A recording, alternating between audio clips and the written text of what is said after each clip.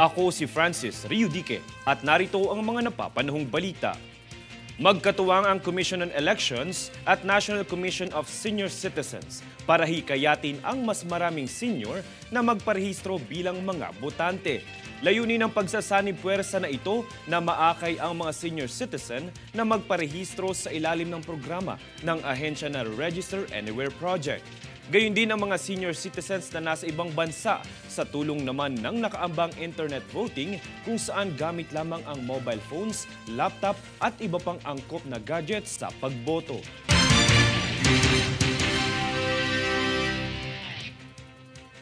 Nagbabala ang Meralco sa publiko na mag-ingat sa pagpo-post ng kanilang mga bill ng kuryente sa social media.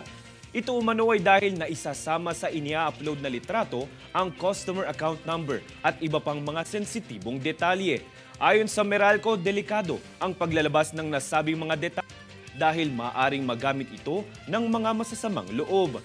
Kaya payo sa publiko, ingatan at proteksyonan ang mga personal na impormasyon na ipinopost sa publiko nang maiwasang masangkot sa scam o modus.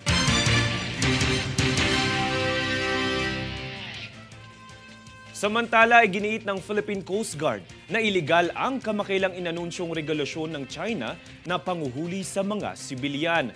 Kaugnay ito ng nakalathala sa South China Morning Post kung saan ide-detain ang mga umano'y trespasser sa inaangkin ng China na teritoryo sa West Philippine Sea.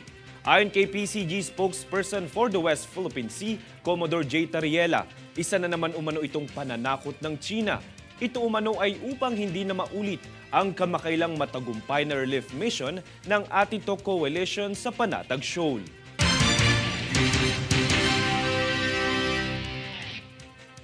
Kami ang boses ng pagbabago. Ako si Francis Riudique at ito ang News Force.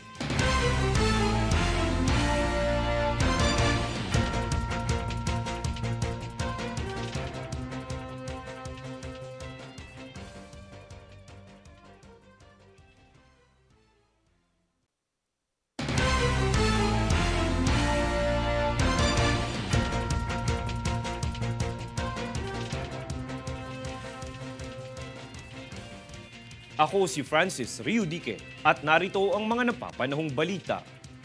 Nagpaabot ng suporta ang Metropolitan Manila Development Authority o MMDA sa pangunguna ni MMDA Acting Chairman Attorney Don Artes sa mga city leader ng Japan sa ginanap na Sustainable High-Tech City Tokyo 2024 nitong Biyernes. Ang kaganapan ay isang knowledge exchange at showcase event na inorganisa ng Tokyo Metropolitan Government na layong tugunan ang mga pandaigdigang suliranin ng urbanisasyon sa pamamagitan ng mga makabago at pangmatagalang solusyon.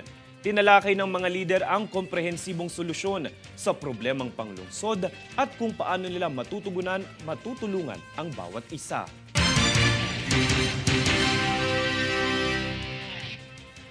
Sa iba pang balita, nais magsagawa ng Department of Health ng mga serbisyo kontra sa dumaraming kaso ng Human Immunodeficiency Virus o HIV sa bansa.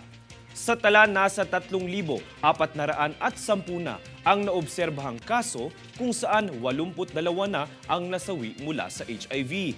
Kaugnay nito, nais tutukan ng DOH na makapaglunsad ng mga serbisyo sa mga primary healthcare facility upang matulungan ang mga apektado ng virus.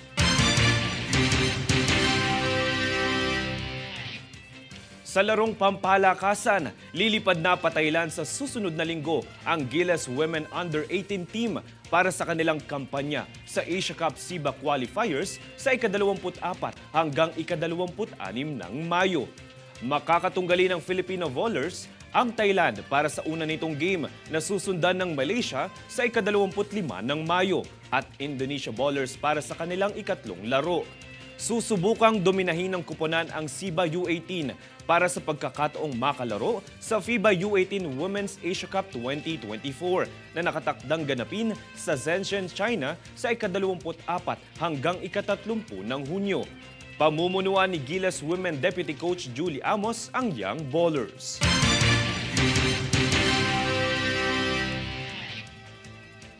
Kami ang boses ng pagbabago. Ako si Francis Riudique at ito ang News Force.